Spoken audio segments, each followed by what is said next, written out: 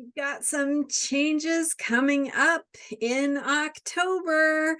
Let's take a look at what to expect and what it's going to mean as the month unfolds.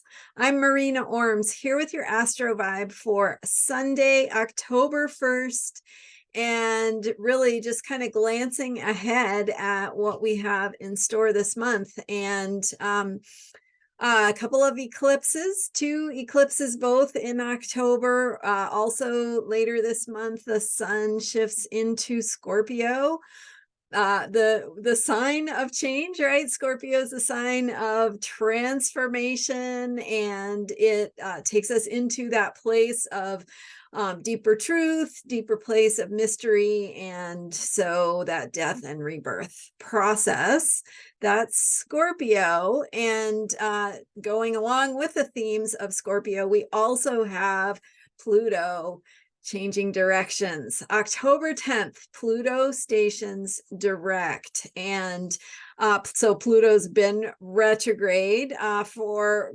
quite some weeks and months now. And it, as it goes direct, it's going to start to move those themes of Pluto forward. So Pluto represents, it is themes of truth, power, passion, empowerment, transformation. It is the modern ruler of Scorpio. So themes that have to do with Scorpio: mystery, death and rebirth, being born into a new identity, a new way of being, a new who we are, right? So Plutonian energy takes us into the underworld. Pluto is the lord of the underworld, right? The Hades ruler down there. And so that energy of Pluto is about that process of descent into our deeper places of truth, and then re-emergence into the light. So it helps us to bring things that have been in the shadow up into the light of day, where we can heal, where we can release, where we can transform. So as Pluto, which has been going retrograde, first it went into Aquarius, and then it went retrograde back through the early degrees of Aquarius and back into Capricorn. As it stations, it will be at 27 degrees Capricorn. And so it's just gone, there are 30 degrees in a sign, so it's just gone back a couple of degrees, 3 degrees back into Capricorn. And then it's going to station, which means it will slow down, change directions to go forward again. And as that planet of transformation, power, truth, rebirth, changes directions, it's going to have us moving in the world in ways that are going to facilitate our transformation.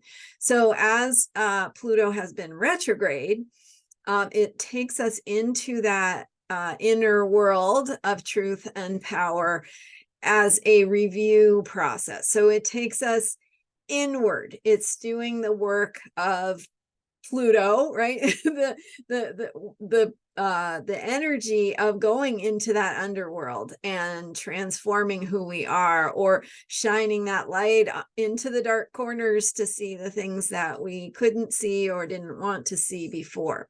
So it's that healing work. It's this deeper healing work. And with Pluto stationing direct, all it means is that healing work continues, because Pluto's always there, right? It's not impacting us every day, right? It's just going to always kind of be there in the background going, yeah, do you want to, this is here whenever you're ready to look at it. And so then some of the faster moving planets, the moon going into Scorpio, some of the other things, when the moon passes by Pluto, might bring it up a little bit more into our awareness, a little bit more to the surface. But anyway, so Pluto's always there. It's always in the background. But as it shifts to go direct, what that means is we're going to start moving on some of these deeper places of power and truth. So taking a little bit more outward action related to our truth, having our power explore what it means to be powerful, to find that path of empowerment, and to show up in the world in a way that expresses that empowerment. So with Pluto retrograde, it's going backward. We're going inward with that process of transformation and of connecting with our power. And then as it goes direct, the inner work that we've been doing, the inner attending to the transformations we need to be working on is going to shift in a way that lets us be more in that place of power and truth as we move in the world, as we go forward, as we try things and put ourselves out there. And we had the full moon in Aries a couple days ago. So with that energy of finding your courage to put yourself out there and to try new things and to take action, that's, a brief transit, right? With that full moon, that energy comes up and it's reminding us to take action and to move. And now the moon has gone into Taurus. So we're slowing down, we're getting grounded, we are thinking a little bit more about what we want our what we want to depend on, what we want our routines to look like, and how we're going to maintain those things that we put in motion. So all of these pieces are true, right? The astrology is all of the things happening at the same time, and we have to filter and identify what we need to know, which is why I'm here helping you to identify what you can be working on or what you should be thinking about, because there are so many factors. So I'm here to translate. And so October 10th is when Pluto changes direction. So when we have that Pluto station on October 10th, first of all, the energy of Pluto comes more to the forefront. We experience that Plutonian energy showing up because Pluto is slowing down. It's really kind of a Plutonian time. And then as it slowly begins to move forward in Capricorn, we have that experience of continuing to do this work of moving in the world, to figure out what it means to be authentic, to be true to ourselves, to be in our power, to be having that empowerment reflected through our thoughts, our actions, our beliefs, our feelings, all of it. So themes of empowerment showing up this month. We then, as Pluto begins to move direct, it's going to be continuing direct, and we'll move through those final degrees of Capricorn again. I have shared some videos with you earlier this year about Pluto going into Capricorn, about what it means when Pluto is in the final degree of Capricorn, which it will be again later this year, and into January. So revisiting again that final degree of Capricorn, where we have that theme of completion of themes we've been working on since 2008 when Pluto first went into Capricorn. These themes of transformation, of death and rebirth in our systems, our structures, our institutions, anything that provides structure in our lives. It has since 2008 been going through a process of like having that bulldozer come in, sort of just push it all out of the way and go, okay, we're taking that away. Whatever you thought it was that you were going to be able to depend on, that is just going to change. And you get to decide what you want to replace it with. So that's where we're at. And as we get to that final degree of Capricorn, yet again, because Pluto's been going back and forth, spending weeks at a time in that final degree of Capricorn, it is going to bring us back into that place of like completion. What is it we need to finish? What is it we need to resolve in terms of the Capricorn work, the themes of systems and structures, institutions, foundations, and also with that final degree of Capricorn, we also have an opening to really seeing, okay, what is the unfinished work here? So what is the reckoning? Kind of like looking at that balance sheet of what did we accomplish with Pluto and Capricorn? What did we not accomplish yet? What is still remaining for us to continue this healing work on as Pluto gets ready to head into Aquarius again. And so next year, Pluto's going to go into Aquarius in January. And then later in the year, like November, maybe late October, I can't remember exactly, but briefly, it goes back, retrograde back into just touching back into Capricorn again, and then going direct again into Aquarius, where it will remain for the next 19 years. So Pluto stays in a sign for a very long time. Pluto's really far out there in our solar system. So it moves slowly through the zodiac. So that energy of Pluto is that deeper place. So the farther out a planet is, the deeper it relates to inside of us. So that's why things like the sun and the moon are things that kind of impact us every day. They're more on the surface. They're changing more often. Even Mercury, Venus, Mars, they're changing pretty frequently, kind of zipping through the zodiac, and they represent some of the more everyday aspects of our personalities and who we are and how we move in the world and how we experience the world. But those outer planets really represent deeper places. And if you think about what's been going on in the collective since Pluto went into Capricorn in 2008, certainly in terms of not only our government, our political systems, our social systems, just kind of across the board, have we been having to have this really deep look at how are we doing things? Is it working? What do we need to change? And really looking at how we want to transform, what we need to release, what we need to shine a light on, right? In some of those darker corners of what we have going on in our collective unconscious.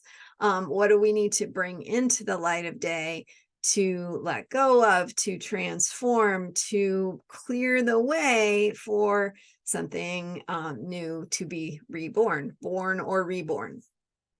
So that is a deeper process, longer term, obviously, and it's taking us to a deeper place. It's taking us to a deeper look at who we are, and specifically with Pluto and Capricorn, who we are structurally, right? What does it mean to be responsible? That's a huge theme of Capricorn.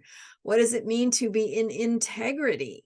What does it mean to be thinking about foundations that are lasting, structures that will be sustainable into the future? How do we want to build things and construct things in ways that reflect who we are and serve who we are? How have we created them in the past in ways that no longer serve us?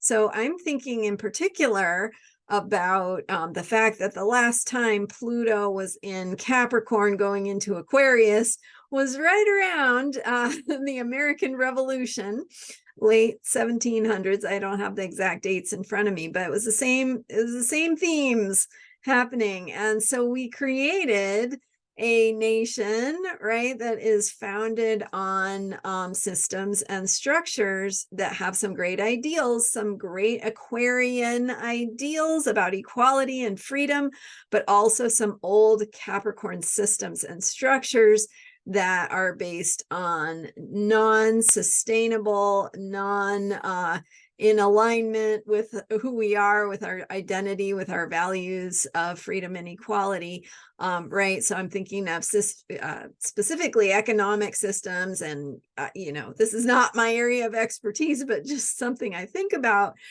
systems that are based on slavery, based on inequities, right? Inherent inequities, and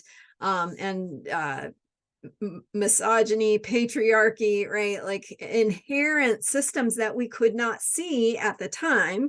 Certainly some people could see and were speaking out about them, but systemically, in terms of our systems and structures, we were not ready at that time to do it differently.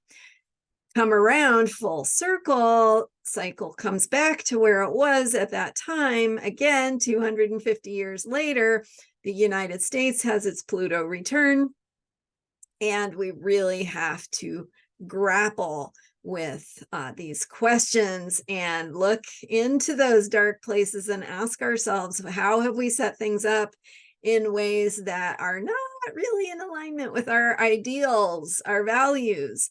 And so those are the kinds of things we're looking at, thinking about, reckoning with, having to reconcile and realize what it is we have healed or transformed, what it is we have not yet healed or transformed, and how we are carrying those themes forward. So what it is we still need to work on, and what is important to us, what we've learned about who we are in the process since 2008. So that's sort of on a collective level, but of course, Pluto has been in Capricorn for all of us, and it affects us personally as well.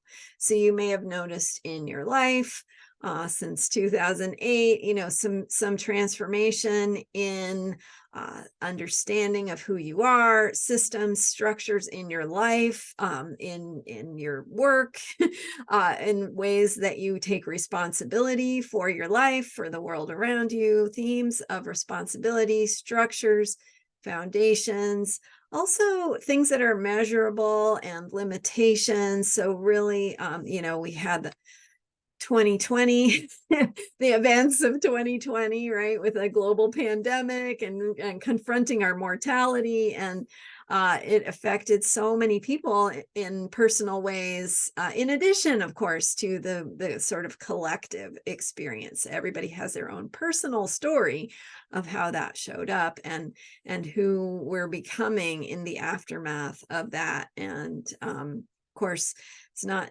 just the pandemic, it was also the Black Lives Matter protests, the changes in government, the reckoning with political systems that are not sustainable, and so on.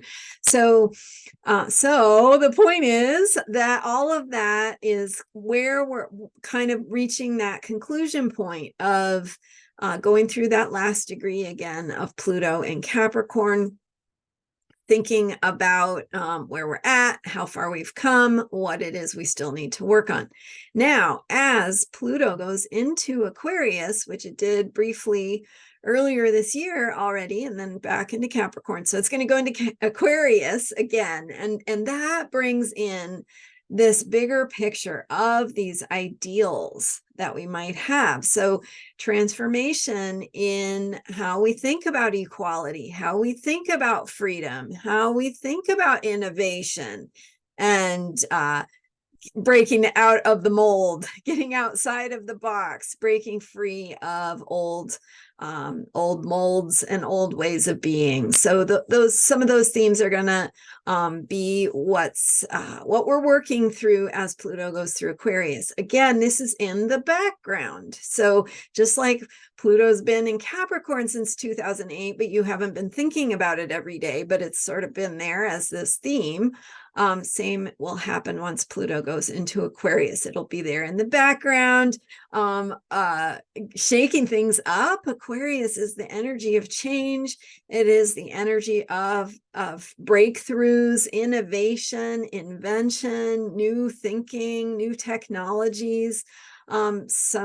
Some could be beneficial to humanity, right? There's that sense of, for Aquarius, benefiting the future.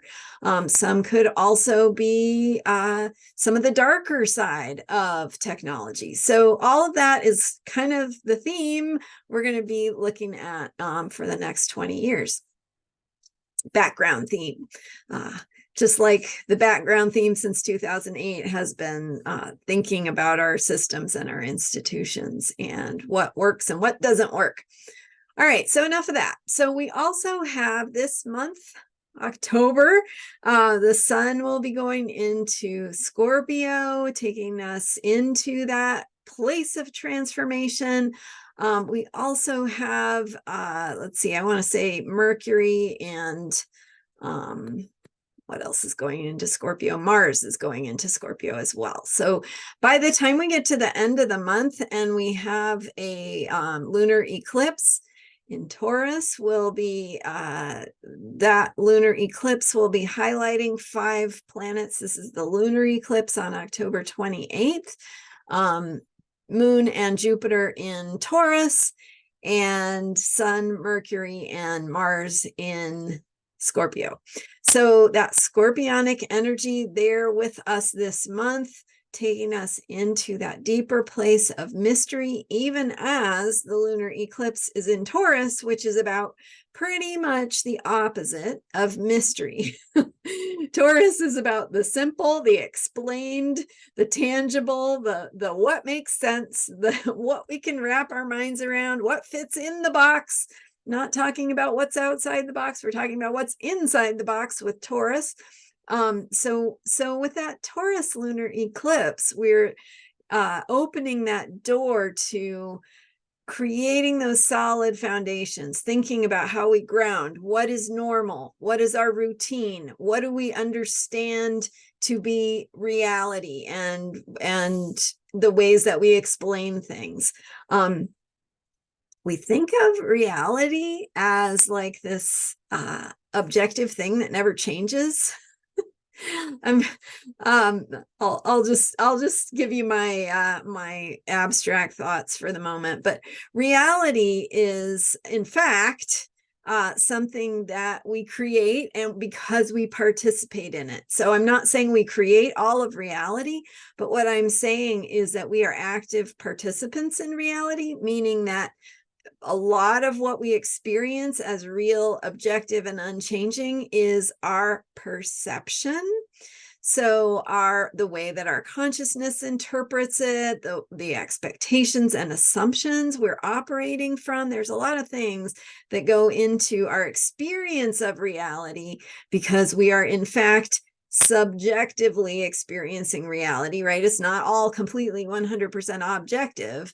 So that experience that we have of reality, when we shift our perspective, our assumptions, our expectations, our beliefs, even our feelings, right? When we change the way we feel, we change our experience, and we might even in that process change how we view reality. So if you are having a really difficult time emotionally, you might see the world as oppressive or difficult or whatever. And then if you change your perspective and you feel happy, you might see the world as a caring, loving, safe place. So that's, it's in part, it's our experience of it is all I'm saying. So what we do when we have that lunar eclipse in Taurus is we have this opportunity to choose some of the ways that we interact with reality, what we consider to be reality, what we consider to be our expected or our normal or our routine, how we explain things, how we understand them, how we make sense of them. Some of that is our choice. And that lunar eclipse in Taurus is going to remind us that getting some of our own beliefs, assumptions, and expectations in alignment with the kind of reality we want to experience is going to, in part, create our experience of that reality. So hopefully that's not too far out there of a concept for you. So thinking of Taurus as the energy of what is normal and how we interact with what is normal, how we shape what is normal, how our expectations are a component of what we experience as normal. So Taurus energy is about the normal, and that lunar eclipse in Taurus is going to be opening a door, opening a gateway, like a key in a lock, which is what eclipses do. They kind of create these alignments that allow energy to move, shift, and change can happen during eclipses. And as we have that alignment, then we have that realization or, an opportunity to step into the ways that we can participate in shaping our experience of reality. Okay, and then, so that's the lunar eclipse on October 28th. But before that happens, we've got a solar eclipse in Libra, and that will be on October 14th. So that solar eclipse is the new moon, and the new moon in Libra will be following the current moon cycle that we're in, which began with the new moon in Virgo. So if you've been listening to some of my videos, you know that this moon cycle, which is we're still in, is the one that began with the new moon in Virgo, is focusing on the theme of the path of service, how we can be helpful and of service to our own lives and the world, and how we can be useful, how we can help to continue the process of improving things on that path to be more useful and helpful. So, excuse me. So we have that Libra new moon following and beginning the next moon cycle. From the Virgo energy, Virgo is the final of the 6 signs that has to do with the personal work. So working on the self, and it is about humility, allowing ourselves to be of service. And then we move into, from Virgo, we go into Libra. So the next new moon is in Libra, and that Libra energy is about how we work together in partnership, how we collaborate, how we come together in relationship. So that is a bigger theme. Obviously, that can show up in a whole variety of different ways. You might have your romantic partner, and then you might have other kinds of relationships in your life. You might have work relationships, you might have friends, you might have family relationships. It's about all the one-to-one, the way that you and another person share, exchange, have dialogues, communication, how you interact, and especially how that experience of another perspective outside of yours can help you be more whole. So that is what that Libra eclipse, another key in the lock, another gateway that is created by the alignment of the sun and the moon and the earth, because that's what an eclipse is, right? Sun, moon, and earth all not only in a line, but also in the same plane. That's what forms an eclipse. And that solar eclipse creating that gateway for shift, for change, for realizing more clearly who we are in the context of relationship. So the way that partnership and collaboration and relationship and the ability to have connection with another person, and how that informs you, how it helps you be yourself, how, having someone else to bounce ideas off of, for example, helps you clarify your ideas, how listening to someone else's perspective gives you new ways of thinking about things, all that stuff, and more is how that Libra energy shows up, right? So it's about peace, it's about harmony, it's about balance, but it's also about sharing. So how we share, connect, relate, work together with, collaborate, cooperate, all of those things are highlighted by that Libra solar eclipse. And so those themes of how we work together, how we need to balance different perspectives, how we need to find common ground or find ways of working together even when we don't agree. Those themes are there with that eclipse, being an impetus to push us forward on our evolutionary journey. With those eclipses, bringing in that dynamic of shift and change, because they bring in opportunities to move and shift and transform in the area that they highlight. So for the solar eclipse, it's Libra. For the lunar eclipse, it's Taurus. And normal physical world, tangible stuff. So we start out the month in this Virgo moon cycle, following the third quarter moon, as we are heading, so we where are we? We had the Aries full moon, and now, so now we're just coming out of that Aries full moon energy. We're heading into the third quarter, and then on October 14th, that Libra solar eclipse. Thanks for your hanging in there with me. Okay, so so Pluto stationing direct October 10th is going to set the tone for beginning again to move forward with some transformational energy, with a vibe of needing to speak your truth, stand in your power, know who you are, come from that place of empowerment, but not just within, but also to show up and express yourself from that place of empowerment. So Pluto going direct is going to facilitate that. And then we're going to have these two eclipses that are going to also help to open some doors. So a shifty, changey, transformative kind of month is what we've got coming up. Thank you so much for being here. I'm Marina Ormes. And if you are interested in getting a mini reading on where those eclipses fall in your chart, all you have to do is go to astrologyheals.com, and you can sign up there, pay the super affordable fee for a recorded mini reading, and just let me know when you sign up that you would like to know where.